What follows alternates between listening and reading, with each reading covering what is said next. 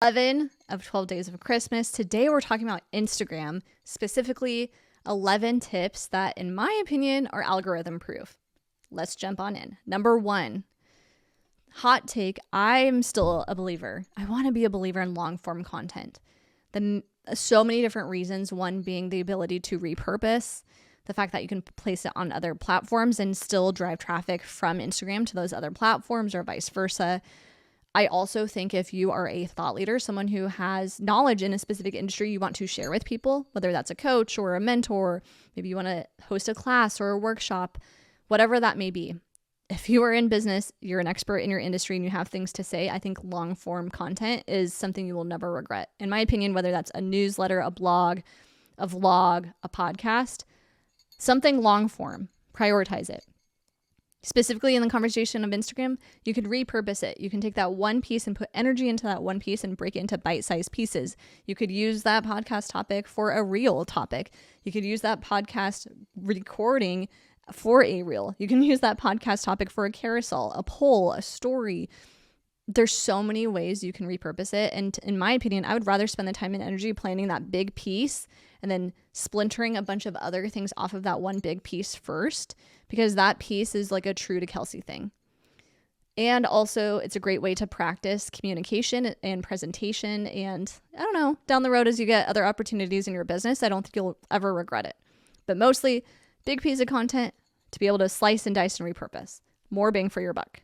Number 2 Instagram tip that is algorithm mobile proof. Algorithm-ish proof. Number 2, get crystal clear on who you're speaking to. And I do believe that stands the test of time. If you are posting just to post, if you are saying, oh, this person's reel did well, I'm just going to copy their reel and do it. Oh, but that graphic looks cool, I'm just going to do something similar. And you have no identity, you have no awareness of who is sitting on the other side of that iPhone, it is so hard to really connect with that person. So when I'm making a piece of content, whether I'm writing it or scripting it or creating it or talking to you, I literally picture a specific person on the other side of this. And it changes and evolves. But I think you'll never regret taking the time to think that way. Like, who is reading this? Who is this? Who am I speaking to? Who am I hoping connects with this message? You'll never regret that. And all accounts do this. Like, as you go look at some of those bigger accounts that you know and love, they're speaking to someone specifically. They have a niche. They have clarity in who that is for. They may have moments where they're sharing more life stuff or what have you, but like they have a clear idea of who's on the other side of the phone. Number 3, I hate this one. As I'm here in my ugly, loud Christmas sweater, show your face more. It works. Period. I don't know what to tell you. People like your face. I hate that people like my face. I wish I could just hide. Honestly, I do. But the truth is, people want authenticity. They want a connection. They can connect with you more. They want to look you in the eye. They want to know who you are. And this is especially for business owners. I mean, that's why you're here, right? So small business owners, if you're not showing your face, show your face. Period. I can't stress this enough. This is something I could do probably even more, stories specifically. But showing your face more is definitely going to lead to more ROI. Are people going to see you dancing in a reel and be like, oh, I like Kelsey's outfit, I'm going to buy her business course? Not necessarily. There's still strategy and other factors at play. But if you were to go a month not showing your face whatsoever, and if you were to go a month showing your face every day, I'd be curious to see what changes in your numbers. Number 4, clarify your brand vibe. Oh my God. Thank you, Becky. Hire a Becky if you can. If you can't hire a Becky, no worries. That's okay. It's not for everyone at every stage of business. That being said, be really clear on what your brand vibe, color, fonts are, because once you predetermine what those are, it allows you to be super focused when you go to create content. And if you don't know what those are, that's where you have like a patchwork quilt of social media content, and you're confused, your people are confused. The more you can be consistent and clear with your stuff, then people start to associate you with certain things. I'm going to give you a great example. My podcast used to be called When I Grow Up. Some of you may not even know that, which is hilarious. But for many reasons, that was the name for the beginning, and for many years, it got to a point where it didn't fit anymore. when I'm talking business with people, what does growing up have to do with business? It was a weird connection piece. And so I started thinking about my person who's on the other side of this phone, like you. I started thinking about you, and I'm like, what is like the meat and potatoes of what I do? Like, what do I really do or help people do? And just take action. Like, you can be inspired, motivated, have all the ideas, but if you're not like actively taking steps, I'm not the best person for you. And I can't take the action for you. In my opinion, I am not your hero. We had a whole episode about that. I'm not your hero. You're the hero. I'm literally just a guide dog.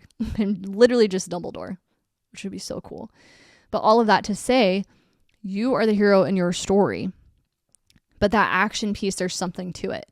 And then from there, it's like taking the right action, taking strategic action, taking efficient action. But action is a non-negotiable in everything I do. So that's when the get shit done thing started to happen.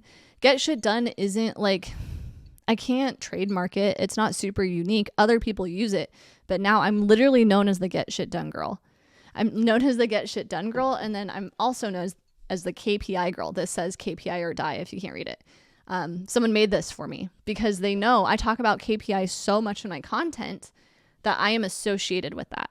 So just like those concepts and those words are associated to me and my brand, we could zoom out and even have certain colors tied to you and your brand, certain vibes, words. A fun thing is we've added some fun colors to my brand. Now people send me messages if they see things in my color. They'll even buy it if they see it in my color. And that wouldn't happen if I didn't clarify what it needed to be. It needed to be in the sense that like felt authentic and genuine to me, but conveyed the right emotional response to people like you. So know what that is. Don't just go into Canva and Google how to build a Canva carousel template and then just get lost in there. Like predetermine what are your fonts? What are your colors? What do you say? Do you cuss? Do you not cuss? Do you use slang? Are you really wordy? Are your sentences short and concise?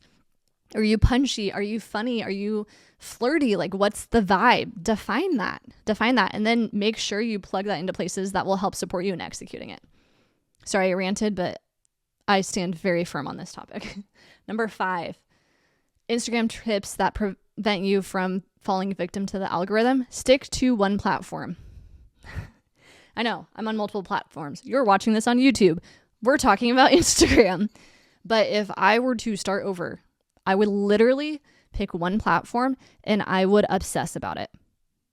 I think there's so much noise out there, and there's this whole like, well, if I'm already making it for YouTube, we might as well repurpose. And if I'm already repurposing, if you're a one-woman show and time is super limited and you need more business, more clients, imagine the difference in messaging from a LinkedIn to an Instagram. Those are different people, different strategies, different content elements that are prioritized. Pick one platform and master it. We're even slimming down what platforms we're posting on going into next year for this exact reason. I don't feel like I've mastered Instagram yet. And I know we're talking about Instagram and I'm sharing my tips. I still think they stand the test of time. However, I still have work to do. I have opportunity there and I really want to see it through. So I'm in the challenge of really focusing on Instagram. I'd love for you to join me in it, but I highly recommend picking one platform and just being really a obsessive student about it. From there, number 6, overserve your value. I share everything, which is crazy because people hire me. Literally, if you break it down, people hire me for my brain, like my thoughts and what I say. That's it. That's like what people are paying for. So on paper, if I share with you what I would tell a $2 million a year in business client to do, if I told you the same thing as I'm telling them, there may be some kind of like, ooh, then why would they hire me emotions that could come up.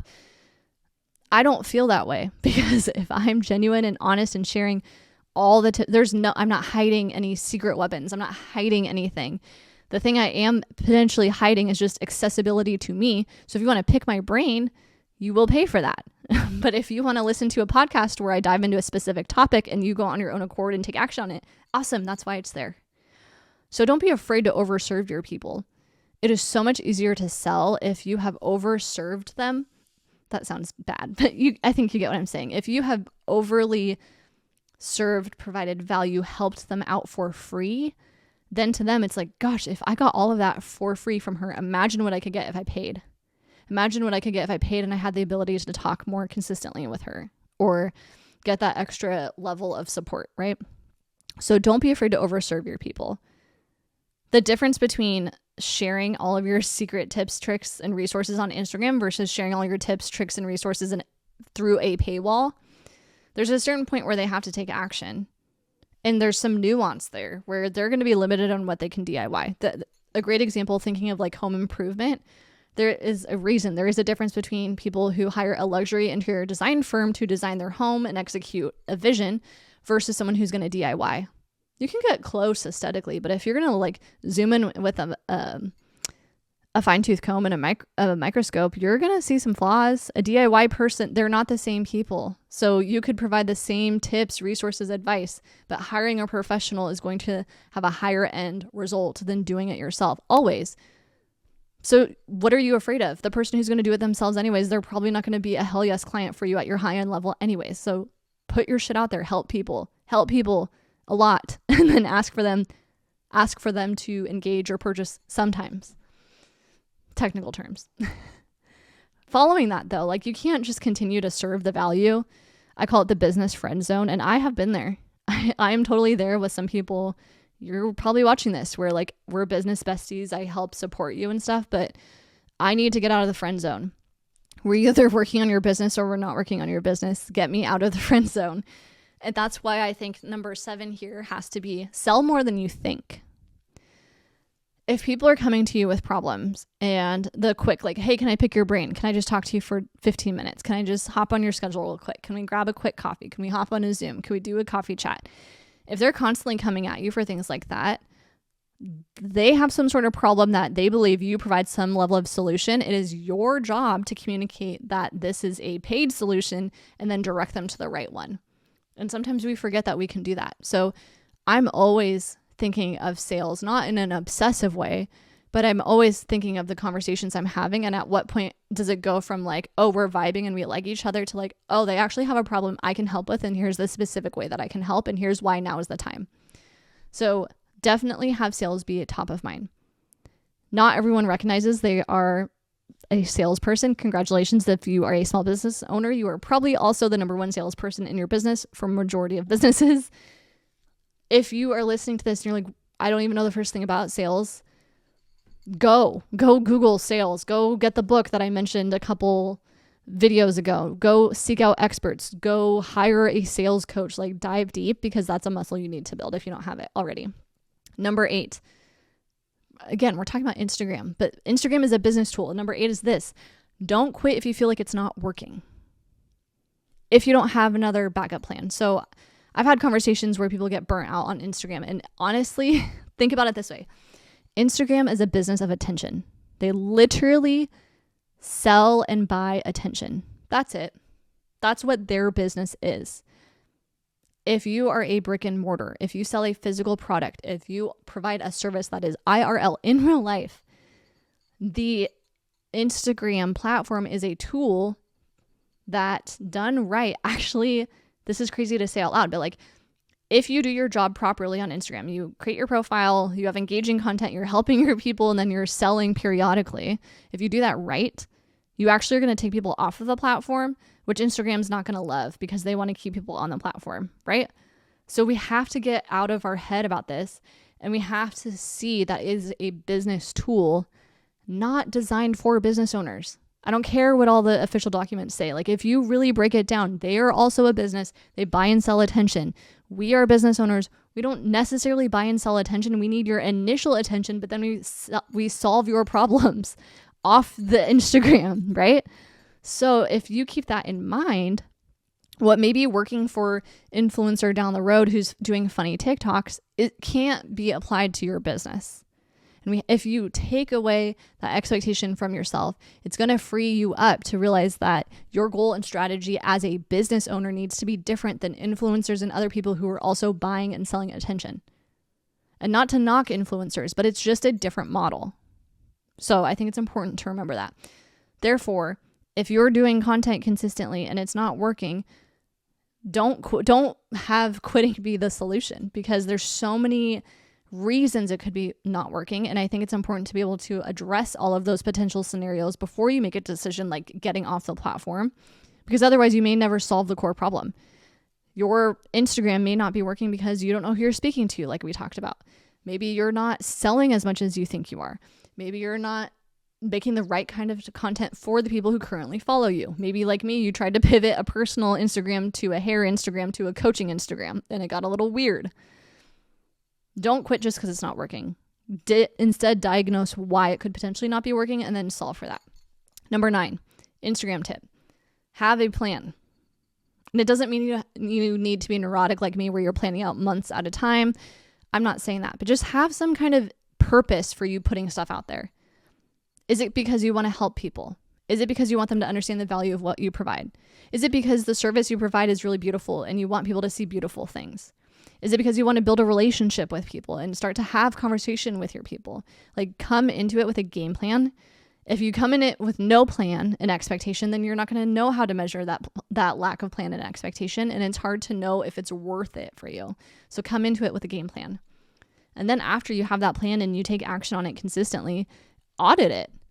We constantly are auditing Instagram specifically.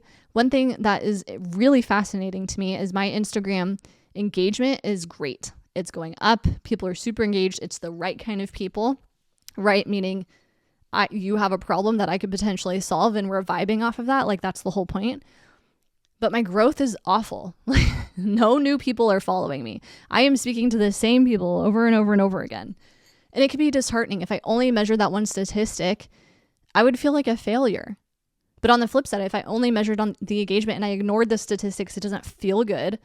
I wouldn't be able to actually solve for this problem. So we're trying new strategies and plans and giveaways and other ways to try to solve for this lack of growth, to see and play and figure out where we could go differently to help support that goal, right? We wouldn't know to do that if we didn't audit our stuff, if we didn't track numbers consistently and look back and be like, oh, this did well here. This didn't do as well here. Why was that? Oh, this was this kind of content and that seems to be doing well. Oh, shorter, more direct, to the point, Kelsey. Wear that hat. Sometimes it really is that simple with Instagram, but all that to say, track your stuff, check your stuff, and then make adjustments. And then the last thing, the best advice I can give for you on Instagram, ignore the noise. Ignore it. If you need to unfollow people, if you need to block people, if you need to set a timer so you're only in and out, ignore the noise. It is a business tool. And if you are treating it like a social media platform for your personal socialization and you're wondering why your business isn't doing very well, but you're spending 4 to 5 hours a day on it, scrolling aimlessly, check yourself. If we remind ourselves that there's a lot of noise and different opinions on how to leverage this platform, it can be really distracting and discouraging. So I encourage you, ignore the noise, focus on all the things I listed. If Instagram is the platform for you, which for most of us in business probably is. And then also, I didn't add this, but bonus one, focus on getting people to your platform, engaging on it, and then get them off there. Because again, it is a business tool. So thank you so much. Happy day 11. Tomorrow's our last day. Reminder too, we have the giveaway happening. So make sure you're engaging with that. You just have to subscribe to the channel, which you're here, so you're probably doing that. You have the ability to comment on any of the videos, the shorts, the YouTube shorts for the month of December, or any of these 12 days of Christmas videos, 1 entry per video. And we're going to take all those names, throw them in a digital hat, and select a winner to win a 2025 strategy session and a guest spot on Get Shit Done podcast in 2025. So definitely take advantage of that. Thank you so much for being here. And tomorrow we are going to wrap this up in a pretty bow. I will see you for day 12. Oh, and before I forget, we're running a contest over here on YouTube. All you have to do to enter is make sure you subscribe to my channel at Kelsey Marie Knutson, comment on all of these 12 days of Christmas videos on YouTube, and also feel free to comment on any of the December reels that you see posted throughout the month. We're going to put everyone's name in a drawing and select that winner in the new year after the 12 days of Christmas wraps up. So make sure to stay tuned for that. But I just want to remind you, if you win, you have an opportunity to do some 2025 planning with me, a business coach, and you get to come guest on the Get Shit Done podcast in 2025. So lots to look forward to. Thanks for being here. Hope to see your name entered into the drawing and can't wait to catch you in the next one.